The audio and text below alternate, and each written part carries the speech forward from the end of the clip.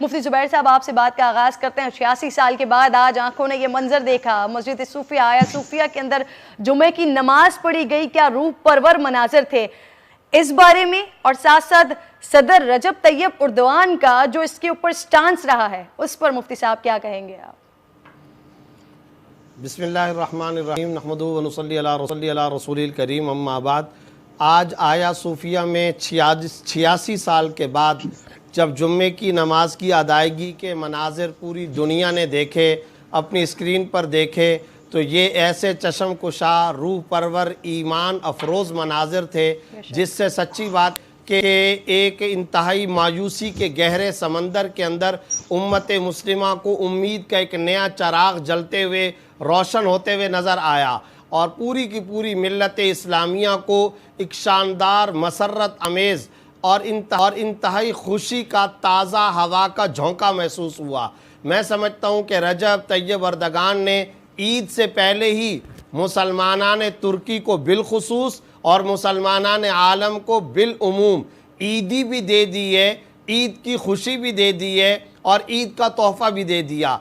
एक एक जुज़ पर अगर नज़र दौड़ाई जाए, आज इस्तांबुल की सड़कों पर निकले हुए लाखों मुसलमान, उनकी मसरत वाली खुशी और दीदनी मंज़र और आंसू आँखों में आने वाले खुशी के मनाजिर, एक तरफ आप वो देखें सामने, दूसरी तरफ आप देखें सदर तुर्किया तिलावत कुरान करीम करके आया सूफिया की मस्जिद के अंदर तब्दीली नहीं, रीस्टोर बहाली को अंजाम दे रहा है।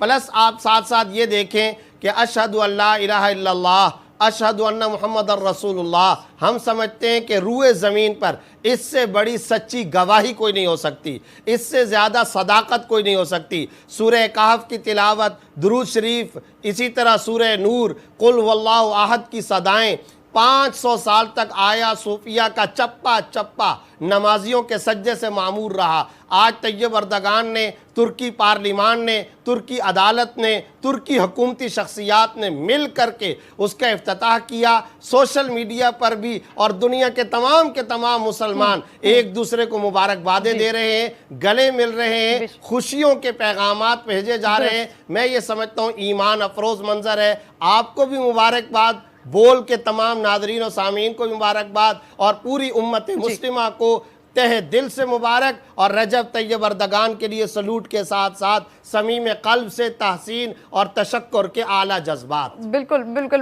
दुरुस्त फरमा रहे हैं आप मुफ्ती साहब। फिर जो सारी बात बताई प्रोफेसर साहब ने कि जो शख्स फतह करता है उसकी मिल्कियत हो जाती है, लेकिन उसके बावजूद अपनी ज़ाती आमदनी से सुल्तान मोहम्मद साहब ने ये ज़मीन ख़रीदी, फिर इसको मस्जिद में तब्दील किया, एक वफ्त के हवाले कर दिया। मुझे बताइएगा, एक बात फिर और हो रही है, बहुत ज़्यादा हो रही है सोशल मीडिया के ऊपर भी, कि चर्च को मस्जिद और फिर म्यूज़ियम में तब्दील किया गया था, लेकिन फिर से उसे मस्जिद बना दिया गया।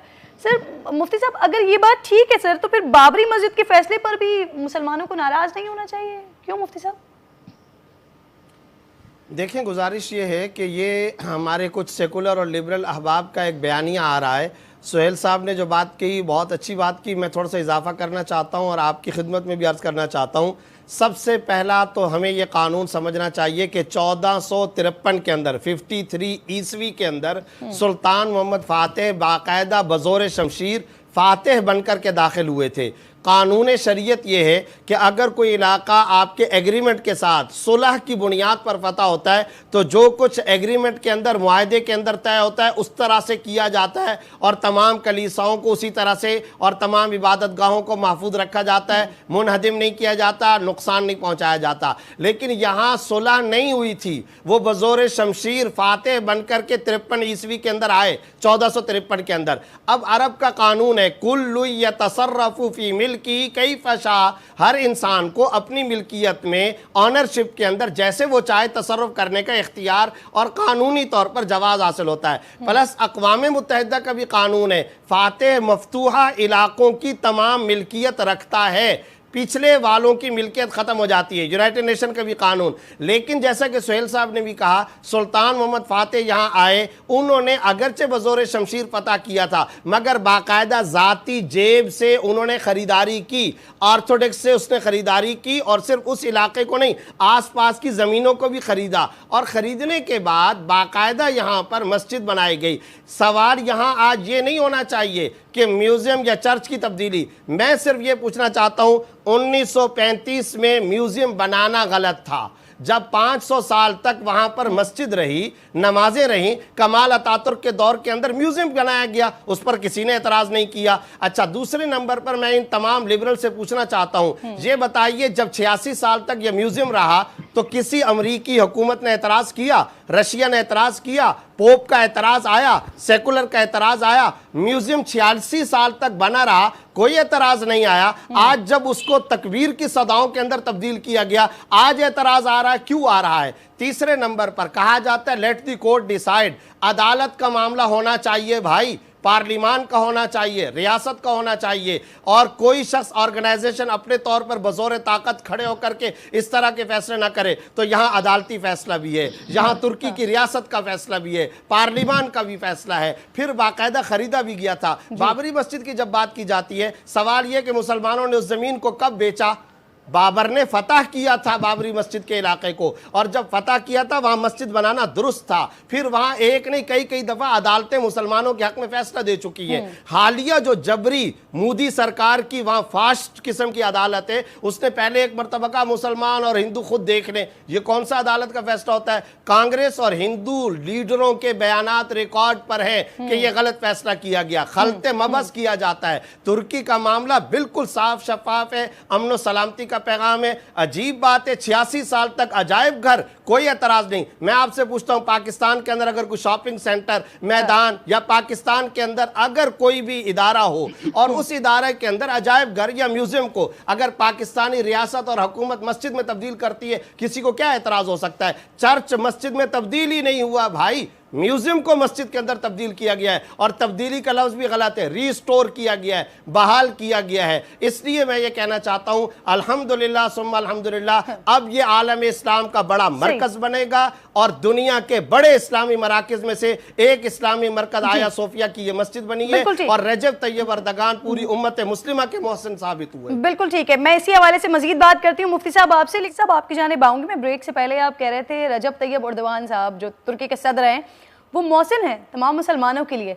तो आप क्या समझते हैं इस बात को? क्योंकि तैयब अर्दगान साहब ये खुद भी बार बार कह चुके हैं कि वाहिद तुर्की है जो मुसलमानों की क़यादत कर रहा है, इस्लाम आलम इस्लाम की क़यादत कर सकता है।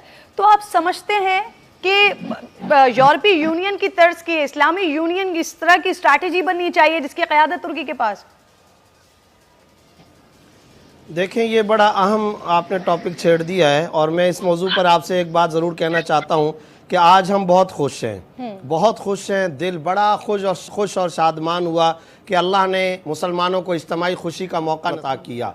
लेकिन मैं साथ साथ एक बात ये कहना चाहता हूँ कि मैं कुछ अफसरदा भी हूँ और मैं परेशान भी हूँ, और वो ये कि आज अरब दुनिया क्यों खामोश है? आज अरब दुनिया की तरफ से तहसीन के फ़ैसले सामने नहीं आ रहे, आज वो क्यों खामोश हैं? कश्मीर पर उनकी आवाज़ क्यों नहीं आती? दुबई क्यों कश्मीर पर नहीं बोलता है? क्यों फ़लस्तीन के मामले में अरब सर्द मोहरी का मुजाहरा करते हैं? अरब लीग कहाँ होती है? OIC के अंदर अरब हुकूमतों और क़यादतों का क्या किरदार है? मैं ये कहना चाहता हूँ, और बहुत मोहतात लफ्ज़ों में सोच समझ करके कहना चाहता हूँ, खबत अज़मत, तकब्बुर तक़वा और हर सूरत इक़्तिदार से चिमटे रहने के शौक़ ने कहीं ऐसा ना किया हो कि अरबों को एक मरतबा फिर मुसलमानों की क़यादत से महरूम करने की तरफ तारीख़ न जा रही हो। ये सूरत हाल इस वक्त नज़र आ रही है। एक मरतबा फिर लगता है फ़लस्तीन और बैतुल मक़दस की जो आज़ादी है, ये अल्लाह रब्बुल इज़्ज़त ये काम अजम से लेगा, और रजब तैयब अर्दगान को अल्लाह रब्बुल इज़्ज़त सुल्तान फ़ातेह और सुल्तान सलाहुद्दीन अय्यूबी का जानशीन बनाएगा, और पाकिस्तान को, मुझे लगता है पाकिस्तान को अल्लाह रब्बुल इज़्ज़त उनको हमसाया, मददगार, नुसरत वाला, फरीज़ा अंजाम देने वाला, अंसारी, खिदमत गुजार अल्लाह रब्बुल इज़्ज़त ये दर्जा और मकाम देने वाला है। लगता है ऐसा है अरब से ये क़यादत हट करके अजम की तरफ आ रही है, और ये एक हकीकत है जिसकी तरफ हमें आना पड़ेगा, और हमें इस पर कोई खुशी नहीं है। हम चाहते हैं अरब हमारे असातिज़ा रहें, मुस्लिम उम्मा की क़यादत करें, लेकिन बड़े को बड़ा ज़र्फ भी दिखाना पड़ता है, बड़े को बहुत बड़ापन भी दिखाना पड़ता है। वुसअत ज़र्फ़ी के साथ साथ अपने मातहत और अपने चाहने वालों के जी, दुख दर्द में भी शरीक होना पड़ता है। जी, अच्छा, ये एक अहम मुफ्ती तरीन साहब, इशू है जी। और आपने रगों को छेड़ा है, लेकिन ये इंतहाई आम टॉपिक है। अच्छा मुफ्ती साहब, एक और बात जो इससे पहले भी हम मुख्तलिफ प्रोग्राम्स में आपके साथ कर चुके हैं, मुझे बताइएगा तुर्की का सर एक ड्रामा बड़ा मशहूर हुआ है, अर्तुगरुल गाजी, उस्मानियों की तारीख पर मबनी है सर, मुसलमानों के जज्बात, उनकी तारीख, इसको उभारने के लिए, ताकि पता चल सके कि हमारी तारीख क्या है, मुसलमानों की तारीख क्या है, तुर्कों की तारीख क्या है। और 1923 की जो पाबंदी है उसके बाद तुर्की दुनिया में अपना असर रसूख कैसे बढ़ा सकता है। आप समझते हैं कि ऐसे ड्रामे की ज़रूरत पाकिस्तान को भी है, हमारे लोगों को भी ज़रा पता चले कि तारीख हमारी है क्या? बिल्कुल, ऐसे अहम तरीन इश्यूज़ पर हमारे यहाँ भी ड्रामे बनने चाहिए, ये ज़रूरी है, बहुत ज़रूरी है। देखें, अर्तुगरुल वाला जो इस वक्त सीरीज़ का सिलसिला चल रहा है, मैंने पहले भी आपके प्रोग्राम में एक बात अर्ज़ की थी कि इंतहाई खून उभारने वाली बाकायदा शानदार उम्दा इस्लामी तारीख़ है, और उसके अंदर जिस तरह फ़ातिहीन का तज़किरा किया गया, बहुत उम्दा शानदार तज़किरा है, जोशीली इस्लामी तारीख़ है, जज्बा शहादत, जज्बा जिहाद, अक़ीदे पर और अल्लाह और अक़ीदे तौहीद और रिसालत पर किस तरीके से जान निछावर की जाती है, ये सारे जज्बात दिखाए गए। हाँ, कुरान और हदीस के जो अबदी अहकाम हैं, यकीनन वो उसी तरीके से रहेंगे, उनमें कोई रद्द बदल, तगज्जुर और तबद्दुल चेंज नहीं हो सकता। आपने सवाल किया क्या हमें भी इस तरह के ड्रामे बनाने चाहिए? नहीं, 1857 की जंग आज़ादी पर काम होना चाहिए, तहरीक पाकिस्तान पर काम होना चाहिए, तहरीक ख़त्म नबूवत पर काम होना चाहिए, बानियान पाकिस्तान की कुर्बानियों पर काम होना चाहिए, अफवाज पाकिस्तान, कायद आज़म मोहम्मद अली जिन्ना, अल्लामा इकबाल मरहूम, 65 की जंग, ये सारी की सारी हमारी वो उम्दा सुनहरी तारीख है, इसके ऊपर काम होना चाहिए और ज़रूर होना चाहिए। इससे काम होगा तो वहाँ पर भी फ़र्क पड़ेगा कि जो अनासर बच्चों के जहनों को ख़राब करने की कोशिश कर रहे हैं मुख्तलिफ किताबों से, जिसका कल भी हमने तज़किरा किया था। बहुत बहुत शुक्रिया मुफ्ती साहब, आप साथ मौजूद थे। सुहेल शफीक साहब आप